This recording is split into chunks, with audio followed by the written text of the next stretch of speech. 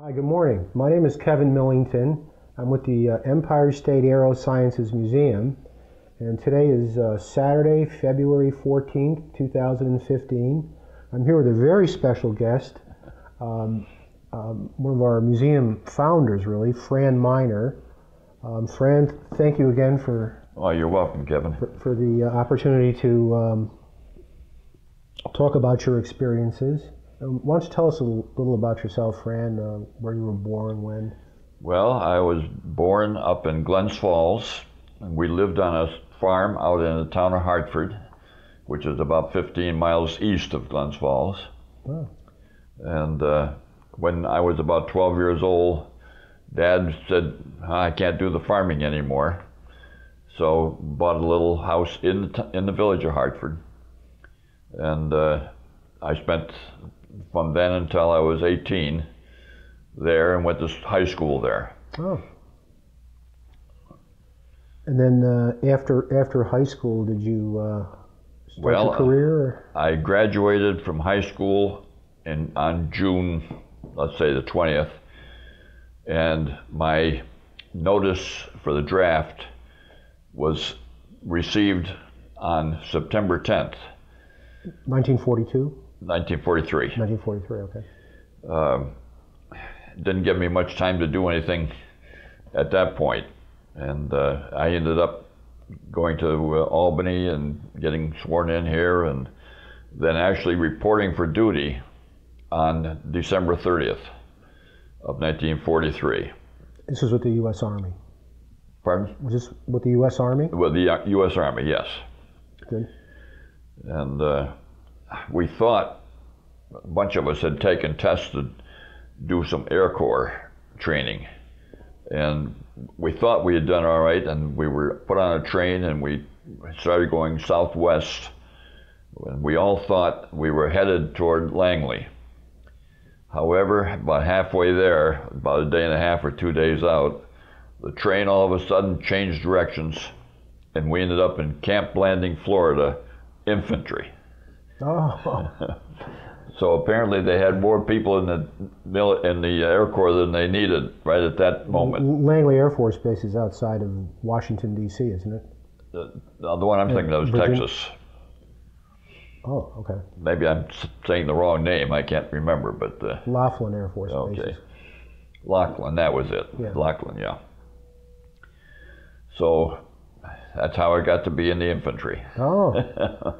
And then you went overseas? Yes, I ended up in Italy, France, and Germany. And I got to Germany with a gun in my back, you might say, because we were German prisoners of war. And there was a bunch of us that got across the river, and our tanks did not get over to help us. What river was this? I can't tell you the name of it. It was a tributary to the Rhine. Oh, okay. And so I went across the Rhine itself as a prisoner of war. Oh, geez. And several months there. And how long were you a prisoner of war? I was a prisoner of war approximately 4 months, and then our own troops came back and repatriated us. Liberated us, yes. Okay. So that must have been 1945? Yes. Okay. And it was mighty good to see them coming in with their large tanks to get us, even though it scared us a little bit. Mm-hmm. But we had been taken from the prison camp and marched for, I'm guessing, 20, 25 days to stay ahead of our own troops catching up with us. Mm-hmm. And so then they took the bunch of us, put us on C-47 hospital planes, flew us back to Reims, France, to the American Field Hospital. And when I got on the scale, the nurse said, "Oh, good, you're 90 pounds." Oh, God. I don't know what was good about it, but at least I was walking, so. Yeah. And from then on, it was a case of coming home to New York and getting a military medical leave put on a few pounds, and they didn't think I had enough action, so they sent me to the West Coast, to Fort Ord, California, the home of the 3rd Infantry, and served as an information education non-com for about 4 months there, and then they said, well, you've had enough service, we'll let you go home. So. My father had a similar, I think, military experience. He was never captured, but he was in North Africa, Italy, France, and Germany, and he was in the tank corps. Yes. So, you might have been there to get me out of the prison camp. Who knows? Yeah. but Fran, I see you have some wonderful. Yeah, it took to the other. There you go. Medals here. Well, yeah, I got the, of course, the Purple Heart. Could you point that out? Pardon? Could you point that out? Oh, the Purple Heart is right there in the center. Okay. And then the Bronze Star and the Silver Star. What is the significance of a Purple Heart as an injury? That's an injury, yeah. Okay. And the Bronze Star was for, they call it Valerius doing, the various type, and the Silver Star is one step above that. And the story of those two medals, I didn't know that I had them or was going to get them till 50 years after I was discharged. Is that right? My wife said, what do you want for your birthday? And I said, I'd like to get a book and find out a little bit about the history of the 3rd Infantry.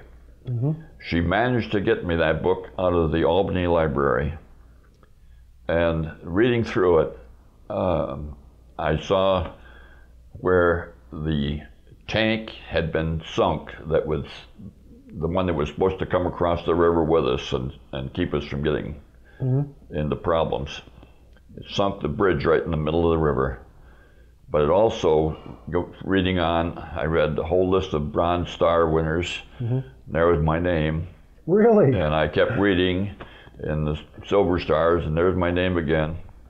So you were awarded these medals at the time, but had no knowledge of it? Had no knowledge of it. And so I wrote a letter to Congressman Solomon, and he was able to go ahead and get the medals and also get the exact information as to why I received them. So it's probably like in the 1990s by the time you got Yes. That's quite a story. That in itself, yes. Yeah. How about these other medals down here? Well, those are things that basically are just, everybody got one of those. It was, I think the one's a good conduct medal, and rifleman, you get, somewhere along the line, you take your test in shooting, and so you get those too. So you were discharged from the Army in 1945? Yes. Okay. And in 46, I went to school down to Becker Junior College in Worcester, Mass. I thought good in business and in math, and so I went down here and studied accounting. And 2 years in accounting, and then I got a very high offer from GE to come to work for them. $41 a week. Oh. That was the best that you could possibly get back in those days. And that was to be on the financial training program. Was that General Electric right here in Schenectady? Yes. Okay. And I spent 39 years with GE in the accounting field. So. Oh, okay. Now, at what point did you, I know the museum was founded, we just celebrated our 30th anniversary. Yes. So you were, I know you were involved in the museum, Fran, right at its founding. Yeah. In the early 80s. And how did that come about? Well, I think basically I got interested again in aviation, and when I was 58 years old, just prior to retiring, I said, I'm going to go learn to fly. And so I checked in at Richmore and found out that they had the school up at Saratoga Airport, and went up there and started learning to fly. Enjoyed it very much. Is that right? You fly the Cessna 172 or? Well, we started out in the 150. Okay. And went to the 172. And I didn't mind the training. I enjoyed the training, except for learning how to get out of stalls. Whether you take the nose of the plane and send it straight up, and all of a sudden you can't fly anymore. It hasn't got enough power to pull you. And all of a sudden you feel your thing sliding backwards. And then, okay, what do you do next? And you start, the nose drops off, and what you want to do is pull back on the thing. Yeah. That's wrong. You got to push that thing ahead, get enough flying speed. You want to go into a dive and pick up more speed. Yeah. Okay, sure. Before you pull it back. And they used to take me up and do that over Saratoga Lake. I guess they figured if I didn't pull it up soon enough, at least I'd get in the water. Yeah. Did you ever, when you were flying, did your plane ever stall when you had to put that into practice? No. I was too scared to fool around. And well, I, like you, had taken a few lessons over at Richmore, probably not as many as you, but I thought one of the scariest things is the effect of wind. Just how much moving the plane around, and we didn't do stall training, but just things that you don't expect, really. Unexpectedly, you're saying, geez, I'm 1,500 feet lower than I was 2 seconds ago. So did you get your license, and did you? Yes. Yes. Yeah, I got my license, and about the same time, I can't remember exactly who I talked to, but they said that they were going to be having an air show. And I said, "What do you mean you're going to have an air show?" He said, "Well, we're forming a museum, and this ought to be a good way to raise some money." Oh, okay. And so I went down and jumped in and said, "Okay, here I am." Who were the first people that you met there? Well, Ernie Tatro was one of them. Oh, sure. And Carl Battaglia. Yep. And there was 4 or 5 others, and I'll be darned if I can remember them. Seeing it was last year, I can't remember. Now, you told me before that I joined the museum, I think you call Fran, around 2000, and it was not at its current site now, which is in the hangar building and the adjacent building over at Rudy Chase Drive. Where was it? It was, well, when I first went there, they had no museum. We were just using an office above the Richmore Aviation, where their office is today. Yeah, okay. And we'd meet there and talk about what we're going to do. And Ernie and a few others had gone over to the Schenectady Museum. There was a storage unit, some kind of I call it a barn, and that's where they were starting to accumulate some of the artifacts, including a large engine, which we ended up moving much later, but that was quite a job. And then we heard that there was going to be this, what is now Gallery 2 building, was available, and we went up and looked at it, and I didn't think we ought to get near it because it was really bad. But we decided we were going to do it anyway, and went in and used putty knives and that sort of thing to scrape the grease and oil off the walls. This was in the mid-'80s then? Yeah, it could have been. 1985 or something like that? Yeah, it must have been around 85 because, that's a good time, about the time I was retiring. Mm-hmm. And we got it cleaned up, made it look halfway decent, and then started bringing in things.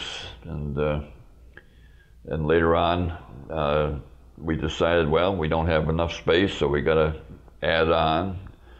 And we had a chance to get the Akagi. That was donated by, gosh, I can't think of his name. Charles Woods? Yes, Charlie Woods from The Great Escape. Yes. And I hadn't seen it, and several of us hadn't seen it. But when he brought it down in a big tractor trailer and they unloaded it, we said, wow, what are we going to do with this? That is one of the most remarkable exhibits in the museum. And as Fran said, the museum acquired it. It was a prop for the movie Tora, 1970 movie, and of course they didn't have computer graphics then, so they That's right. constructed this. I recall it's 37 feet long. Yeah. And we played a movie, right over in there. But you led the team that constructed the room that accommodates it. Right. There was nothing there. We had to put that room on, and that meant cement floor and building it up from scratch and hooking it on to what originally was Gallery 2. Oh, okay. And that was the first edition. And then we decided we were going to start the offices upstairs in what is now the library area. Yes, okay. And so the hallway up there was used, and walking through into what is now the major portion of the library is where we just set up a couple of desks, and that was a basic office. Mm-hmm. But along the line, we decided, let's have a pancake breakfast now and then. And so we got stoves and things set up, and what you see up there is a hallway nowadays. Yeah. And that was our kitchen. So anybody coming to breakfast had to walk through the kitchen to get into the other just room. Where that, yeah, no kidding. Where the tables were to eat. So now of course we have the monthly breakfast over in the hangar. Yes. Beautiful community room. Yes. I didn't know that you had breakfast up in the. Oh yeah. Well, they're actually really, really enjoyable. We have them every month, and I think, Fran, you were one of the organizers of it. The breakfast? Yes, the breakfast, and I know that over in our current community room where we have our monthly breakfast, we still have inside of the cabinets. You had all the procedures for what needed to be done and what kind of all the food and set up material. So you were very organized on that. I got pretty good at flipping pancakes and making scrambled eggs. Yeah, I remember when I first started, volunteering for them, helping out. It was quite a while before they let me on the grill, but they originally, I was wondering, gee, it looks so effortless, but it was so much work that went into them. And I remember, I think it was Joyce or Newkirk or John Podofsky said, well, here, Fran Miner had all these procedures, and they're right there, so you did a great job. They're still very popular. That was one of the easier jobs. Yeah. What year did the museum expand into the current hangar? I wish I could tell you, but it must have been around, I'm going to say 90, 95, somewhere in that period of time. And that was the former General Electric Flight Test Center? Yes, and I'm trying to remember why all of a sudden it became available, but Richmore, I believe, had the new building, and they decided they didn't need to store aircraft up there anymore. And so the county had the building available, and we jumped to the chance of saying, okay, let's take it over. Don't know where we're going to get the money, but let's do it anyway. And sure enough, we were able to take the building over, and what is now the kitchen and dining area was a terrible old machine shop, and we didn't know whether we'd get all the junk out of it or not, but after several weeks and months of cleaning, we got it out, and again, once we had it up to that point, that was where we could have classes for children. And then we decided, okay, we got to do something with the breakfast. We can't have it up above the other side. Yeah. It's just plain too small, and everybody walking through the kitchen didn't work out good. So we added in there and got it going, and just kind of normally expanded as we went along. Yeah. Well, Fran, with the museum, I know you held a number of positions. You were on the board of trustees. Yes.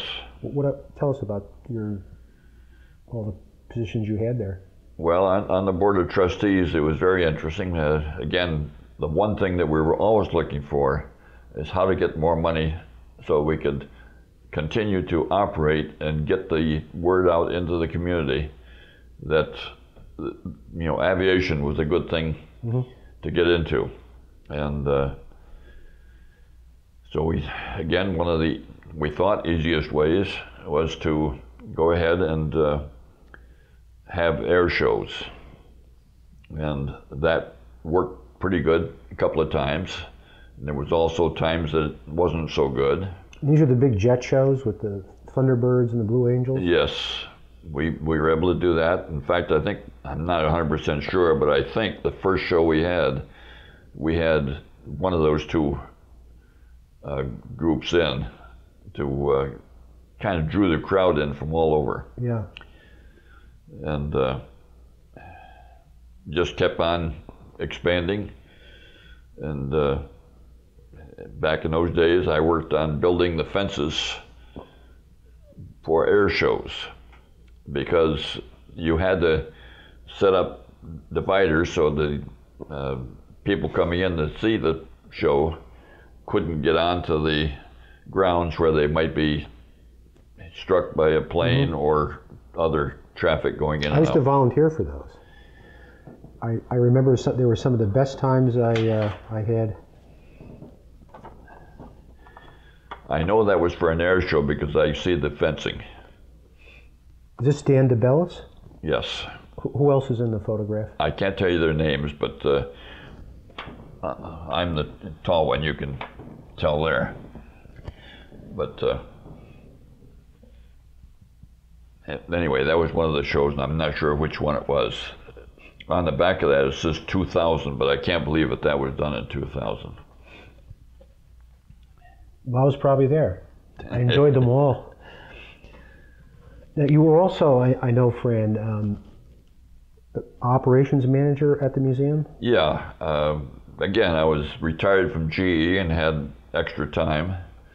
And our director got another job and left. And a young lady, I wish I could think of her name, but I can't, took over. And we're doing an excellent job. But she and her husband decided they were going to move to Florida. Oh. And all of a sudden, we had a couple other office workers up there, and at that time, and I said, well, all right, I'll go ahead and do what has to be done. Don't call me director though, because I have no knowledge as to museum work. So I said, if you want to call me manager of operations, okay. And so I spent a year and a half, 2 years doing that. What approximate years were those? Oh, golly. I can't remember, to be honest with you. But I'm guessing late 90s. Okay. And we got it going, kept it going, had more volunteers were coming in, and we had a good group of volunteers to do the restoration work. And so we decided, okay, we got to have a place for them to work. And Carl Battaglia and Ernie decided, okay, we got to get money to do this. And they approached the gentleman in charge of the Tresco Bank and got, I believe it was $25,000 to build what is now the restoration hangar. All right. Which is named, we dedicated to Wally Holbrook, who yes. I know you knew and worked with. Yes, I knew Wally, yeah. And got that up and give him a place to pull a plane in and work. And we were thinking that back in those days, an airplane, oh my gosh, they're not very big, you can pull them in anywhere. And all of a sudden we started getting military planes. No way you're going to get military planes. Do you remember the first one that was acquired? Not really. Huh?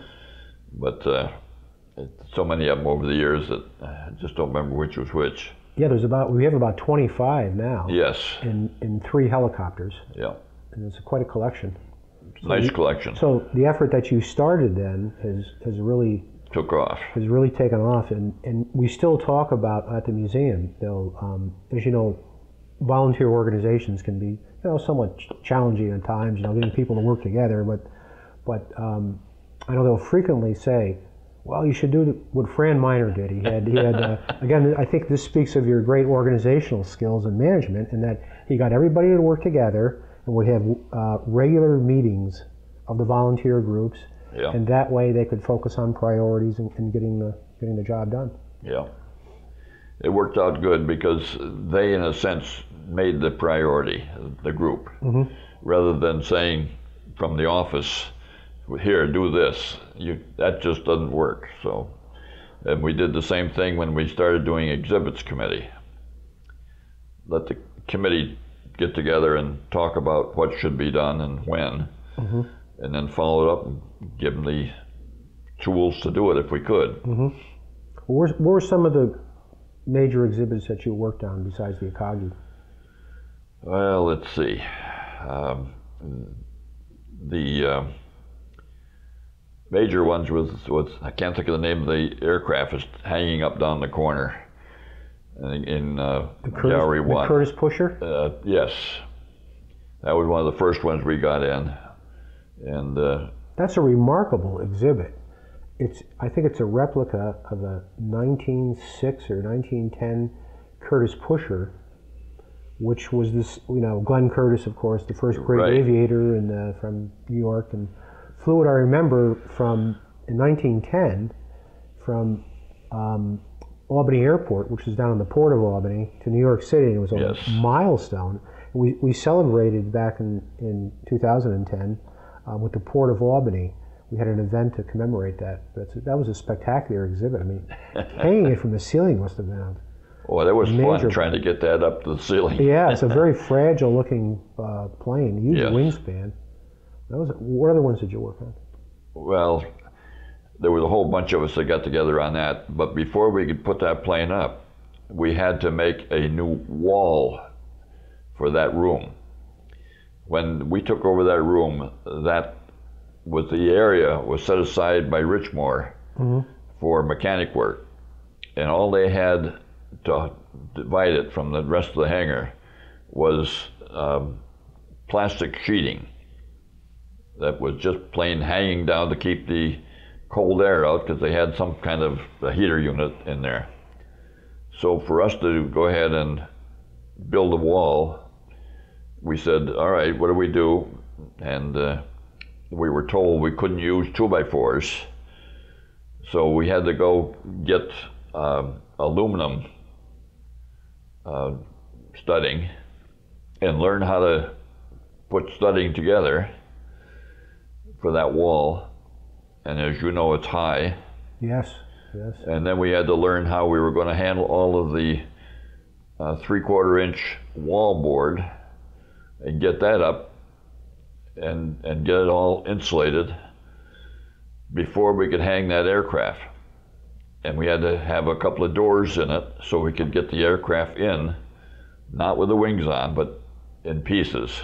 Oh, really? And then put it back together. And you had to assemble it inside inside that the room, museum, and then put it together, and then pulled it up there on ropes. That's a story I've never heard. You must have had a lot of volunteers. Well, it took quite a few. Yeah, I can imagine. But it was thrilling to do it, because how many of us had even seen an airplane made out of wood, Oh, yes. And even today, people come in and say, what is that made of? And you tell them wood. When we give tours, I usually start over there. It's like, the beginning of aviation. It looks just almost like the Wright Flyer. Yes. And open seat and wooden wing spars, and I think fabric covering the wings, and the control surfaces were very different too, weren't they? Right, they were. Pitch and roll control. The one thing over there that you have, I think you still have, are the wooden propellers. Yes. And if you stop to think about it, they had to be done precisely. What were they made of? What kind of wood do you think? Obviously a hardwood. Yes, they're hardwood, but I'm not sure what it is. And many of them have, I know, metal leading edges on each of the on leading edges, yes. On each of the blades, usually two bladed propellers, and many of them are signed. And yes. Oh, it's a pretty good collection. It turned out to be a fairly good group. Now, I remember you recruited me in 2000. I think it was 2001 on exhibits. I think I helped on a few exhibits, and then I'm sure you did, believe me. And I remember it was also, again, very organized, and we were at the time, I think, redoing some of the exhibits in Gallery 2, And now, I think the latest projects you've seen is we completed the Battaglia, or are completing the Battaglia space room. So the lunar rover is up there, and then that also, is a nice design. Yes, and also completing an exhibit which is under construction right now on the Malta Rocket Test Center, which General Electric also operated. So I think we're just like you were doing. You really laid the foundation for many of the projects there and the efforts, and methodically repairing, maintaining, and developing new exhibits, which is again can be challenging with a volunteer organization. What's your impression of the direction the museum is going now? Well, I think we've got to get a little bit more advertising involved, because there's so many people that have no idea what we have over there.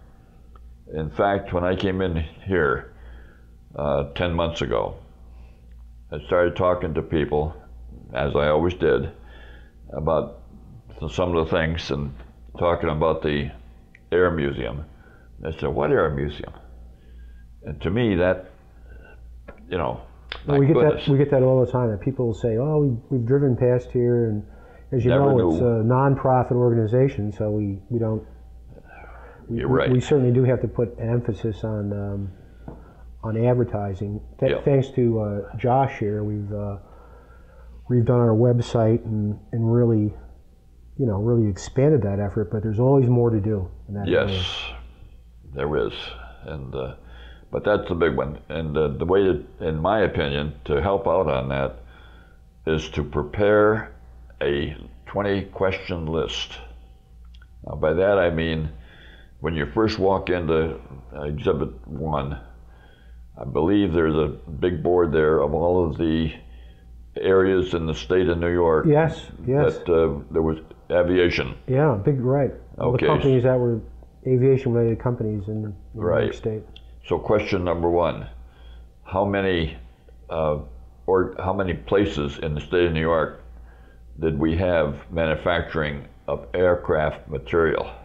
Not necessarily a whole aircraft, but material. Subcontracting companies. And number 2 could be, what were hot air balloons used for in the Civil War? You've got we have a diorama of it. Yeah. So you've got it there, and you could find the answer. What slowed down the forward movement of balloons? You've got the grappling hooks. Yes. That's there. And you could go all the way around there and come up with about 20 questions. You know, Fran, for the 15 years that I've been there, I always find something new, Yeah. And last weekend, as a matter of fact, it's very opportune you said that. Last weekend it was kind of slow, and I was looking around, and that was when I discovered the grappling, the balloon grappling exhibit there. And I read it and said, "Geez, I never," it's like all these little nooks and crannies there, but it was one I had never really paid attention to that much. Well, there's so many things that you could come up with a list of 20 questions, which could be put out on a sheet of paper, delivered to the school groups at the schools, and say, okay, see how many can get the correct answers on these, and put on that particular sheet the fact that the answers can be found and shown at the museum. You might get people to say, well, all right, let's go down. Certainly the young folks would get saying, well, I want to see this. I want to go find out. Yes. And it would do 2 things. It would advertise the museum, and it would certainly get young people more interested. Yes, I think I certainly, and I know my colleagues at the museum on the board of trustees and all the volunteers, see that as a key direction for the museum to do, is partnerships with schools, outreach, programs right at the museum, but also off-site at schools in the area. Right. And I think we all agree, Fran, I think that's the key to the museum, to not only nurture, I guess, the next museum stewards, but also to provide advertising and outreach. Yes. So that would be, I think, one of the approaches that might help to move forward. And And overall, you seem to have had a positive experience there. I know. oh yes, yeah, I enjoyed it very much. And as you know, it was 8 years ago, I had an accident, and not at the museum, but that kind of knocked me out of being able to go. And I miss it, no question about it. Well, we'd like to have you over.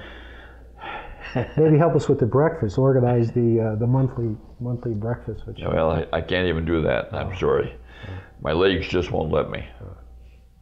You know, it's one thing, I guess, when I was young and I had problems, okay, it kind of wore off after a while.